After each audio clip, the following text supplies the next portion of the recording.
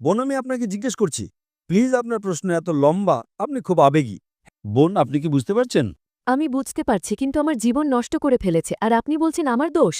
আমার মনে হচ্ছে আপনি মানসিকভাবে খুব উত্তেজিত, কারণ আপনার স্বামী দ্বিতীয় স্ত্রী নিয়েছে। না। আসসালামু আলাইকুম।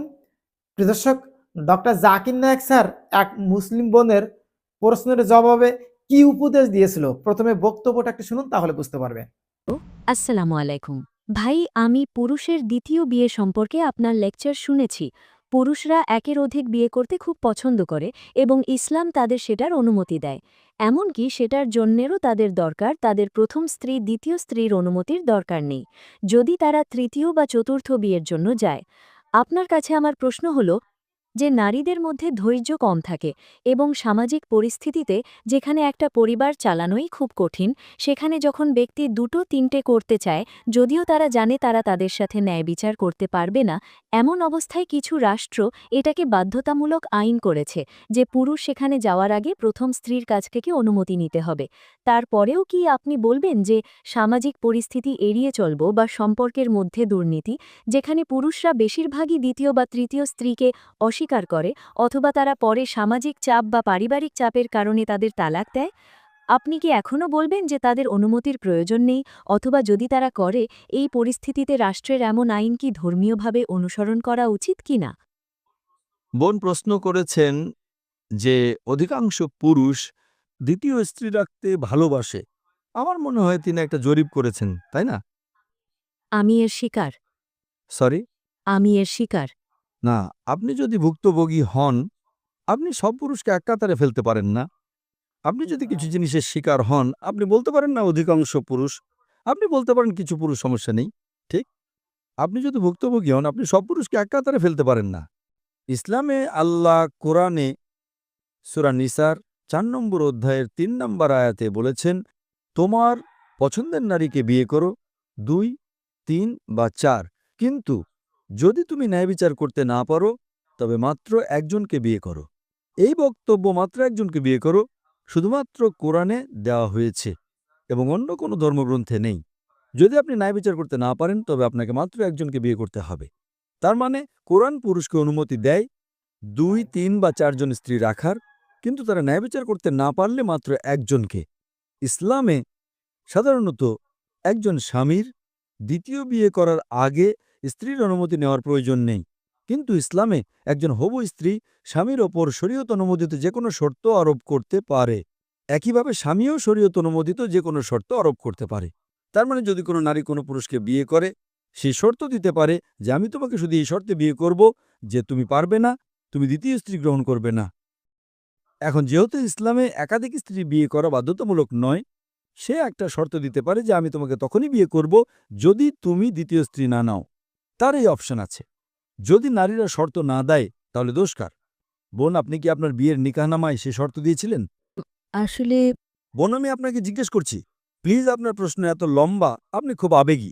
হ্যাঁ অথবা না, আপনি কি বিয়ের আগে আপনার নিকাহনামায় এমন কোনো শর্ত দিয়েছিলেন যে আমার স্বামীর দ্বিতীয় স্ত্রী নেওয়া উচিত নয়? এটা আগেই কাটা ছিল যখন নিকাহনামা আমার কাছে আসে, কারণ এটাই একটা সাধারণ প্রথা। আমি আপনাকে একটা সহজ প্রশ্ন করছি, হ্যাঁ অথবা না, আপনি কি দিয়েছিলেন? আমার কাছে সেটা তারা জানতে চায়নি। দোষ কার? আপনি যদি আপনার অধিকারের জন্য না চান, দোষ কার, তার না আপনার? আপনি যদি ভালো না চান, তবে আমিও চাইব না। আমি জিজ্ঞেস করছি, তার মানে আপনি আপনার ধর্ম জানতেন না। না। দোষ কার, আপনার না আপনার স্বামীর? কার? এখন আপনি জানেন? এখন কি আপনি জানেন কিনা? হ্যাঁ, এখন আমি জানি। তার মানে নিকাহনামায় আপনি যে কোনো শর্ত দিতে পারেন, কিন্তু আপনি এমন শর্ত দিতে পারেন না। আপনি আপনার স্ত্রীকে বলতে পারেন না বা স্বামীকে বলতে পারেন না তোমার সালাত আদায় করা উচিত নয়, কারণ সালাত আদায় করা ফরজ। আমি জানি। তো আপনি আপনার স্বামীকে এমন কিছু করা থেকে বিরত রাখতে পারেন না যা ফরজ, আবার তাকে এমন কিছু করতেও বাধ্য করতে পারেন না যা হারাম। কিন্তু যে কোনো কিছু যা মুবাহ, যা ঐচ্ছিক, আপনি একটা শর্ত দিতে পারেন। এই বলে যদি সে রাজি হয়, সে আপনাকে বিয়ে করবে। যদি সে রাজি না হয়, সে আপনাকে বিয়ে করবে না, খালাস। এখন আপনি যদি আপনার দিন না জানেন, দোষ কার? আপনার না আমার? দোষ কার? আপনি কেন রাষ্ট্রের কথা বলছেন? রাষ্ট্রকে ভুলে যান। প্রত্যেক মুসলিম পুরুষ বা নারী যে কোনো শর্ত দিতে পারে যা ঐচ্ছিক। অথবা আপনি ১,০০,০০০ টাকা চাইলেন, একটা শর্ত দিন। সে রাজি হতে পারে, সে রাজি নাও হতে পারে। আপনি যা চান তা মোহর দাবি করতে কত পারেন। মোহর আপনি মোহর রেখেছিলেন জানেন? বোন? কিন্তু তারা মোহর দেওয়ার মোহর প্রতিশ্রুতি দেয় জানেন? এবং পরে আপনি তারা কত তাদের মোহর দেয় রেখেছিলেন না। বোন? বোন কিন্তু কত তারা মোহর? মোহর দেওয়ার প্রতিশ্রুতি দেয় এবং পরে তারা তাদের দেয় না। বোন কত মোহর? দেখুন, আমি আপনাকে একটা প্রশ্ন করছি। আপনি কোথায় নিয়ে যাচ্ছেন? আপনি বলছেন আমার নাম অমুক এবং তমুক। আপনার বিয়ের মোহর কত ছিল? 1 লাখ। 1 লাখ টাকা। আজ 1 লাখ টাকা দিয়ে আপনি কি করতে পারেন? এটার কোনো মূল্য নেই। তো আপনি কেন সেই মোহরে রাজি হয়েছেন? দোষকার আপনার না আমার? কারণ আর কোনো উপায় ছিল না। হ্যাঁ, তো সমস্যাটা আপনার মধ্যে। সমস্যা হলো যে তাহলে আপনাকে করতে হবে। যদি অন্য কোনো উপায় না থাকে, তার মানে আপনি সেরাটা পেয়েছেন।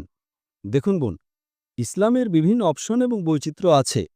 সমস্যাটা হলো মুসলিম এবং পুরুষরা তারা নিজেরাই তাদের দিন জানে না। আপনি দিন জানেন না এবং তারপর আপনি ইসলামকে দোষারোপ করেন। ইসলামে পুরুষকে অধিকার দেওয়া হয়েছে নারীকে রক্ষা করার জন্য। এবং এবং যদি আপনি আমার উত্তরটা শোনেন যে কেন ইসলাম একজন পুরুষকে একাধিক স্ত্রী রাখার অনুমতি দেয়, তা নারীকে রক্ষা করার জন্য। যদি প্রত্যেক পুরুষ একজন নারীকে বিয়ে করে, তাহলে এই পৃথিবীতে নারীরা অরক্ষিত থাকবে। কারণ বোন, আজ পৃথিবীতে পুরুষের চেয়ে নারীর সংখ্যা বেশি। আপনি কি সেটা জানেন? না। শুধু নিউ ইয়র্কে, শুধু আমেরিকা যুক্তরাষ্ট্রে পুরুষের চেয়ে 4.3 মিলিয়ন নারী বেশি আছে। জার্মানিতে একাই পুরুষের চেয়ে 1 মিলিয়ন নারী বেশি আছে।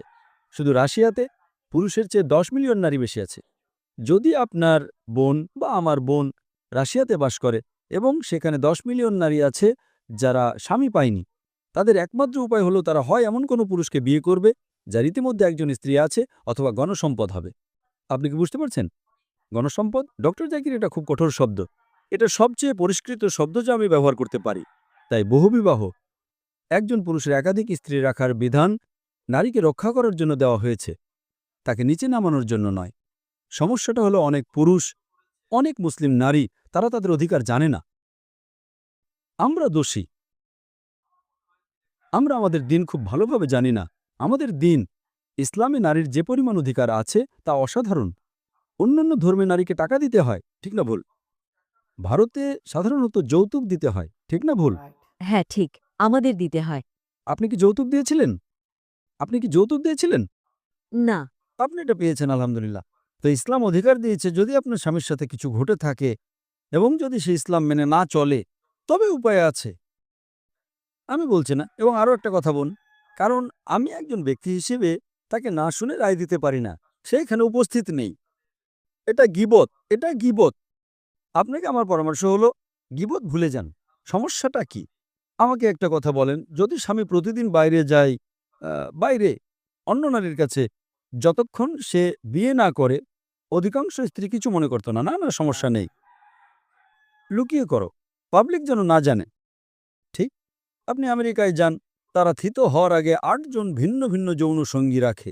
একজন ভালো মুসলিমা বলবে, আমি আমার মুসলিম বোনকে পাবলিক প্রপার্টি হওয়া থেকে আটকাবো, আমি স্বামী ভাগ করে নিতে কিছু মনে করব না যদি সে একজন ভালো মুসলিমা হয়। আপনি কি বুঝতে পারছেন বোন? আপনি কি বুঝতে পারছেন? আমি বুঝতে পারছি, কিন্তু আমার জীবন নষ্ট করে ফেলেছে, আর আপনি বলছেন আমার দোষ। আমার মনে হচ্ছে আপনি মানসিকভাবে খুব উত্তেজিত, কারণ আপনার স্বামী দ্বিতীয় স্ত্রী নিয়েছে। না, এটা ইস্যু নয়। সমস্যা হলো সে তার সম্পর্কের দায়িত্ব নিচ্ছে না। এটাই সমস্যা। এটাই আপনার মাধ্যমে আমার বার্তা যারা এখানে আছে সবার জন্যে। দয়া করে যদি আপনারা সম্পর্কের দায়িত্ব নিতে চান, তবে ভালোভাবে নিন। সম্পর্ক ত্যাগ করবেন না, কারণ সম্পর্কের দায়িত্ব না নেওয়া মানে, যখন সে দ্বিতীয় স্ত্রীকে বিয়ে করেছিল সে কি বলেছিল সে দ্বিতীয় স্ত্রী কিনা? কিন্তু যদি সে আপনাকে কোনো কথা না বলে ছেড়ে চলে যায়, আপনি জানেন না সে কোথায়, সে আপনাকে আপনার হাত খরচ দিচ্ছে না, সে জানছে না আপনি কোন অবস্থায় আছেন, তাহলে বোন, বোন, বোন, এইসব কিছুর কোনো গুরুত্ব নেই, কারণ আমরা অপরপক্ষ না শুনে রায় দিতে পারি না। আপনি আপনার স্বামীর যতই সমালোচনা করেন। পয়েন্ট নাম্বার 1, একজন ভালো মুসলিমের জনসম্মুখে স্বামীর সমালোচনা করবে না। আপনি কি বুঝতে পারছেন? পাবলিক আমাকে চেনে না, পাবলিক সেই লোকটিকে চেনে না। আল্লাহ কোরআনে বলেছেন, ইন্নাল্লাহা মা সাবরিন। নিশ্চয়ই আল্লাহ তাদের সাথে। এমনকি আমার স্ত্রী, সে যতই খারাপ হোক, আমি মাশাআল্লাহ, সে খুব ভালো, মাশাআল্লাহ, সে পৃথিবীর সেরা স্ত্রী। কিন্তু এমনকি আমার স্ত্রী যদি সবচেয়ে খারাপ স্ত্রী হতো, আমি কখনো তার সমালোচনা করতাম না, কারণ আমি জান্নাতে যেতে চাই।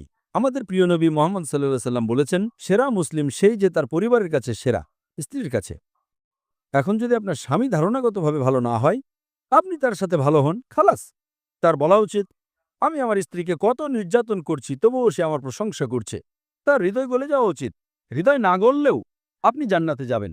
আপনি কি জানেন বোন, আপনি আপনার জান্নাত হারাচ্ছেন। বোন, আপনার প্রতি আমার উপদেশ হলো, জনসম্মুখে আপনার স্বামীর সমালোচনা করে আপনি জান্নাত হারাচ্ছেন। আপনি কি বুঝতে পারছেন বোন? কিন্তু আপনি আমার প্রশ্ন বুঝতে পারেন না। আমার প্রশ্ন ছিল আমাকে বুঝতে হবে না বোন, কারণ আমি একজন ব্যক্তি হিসেবে তাকে না শুনে রায় দিতে পারি না। সে এখানে উপস্থিত নেই।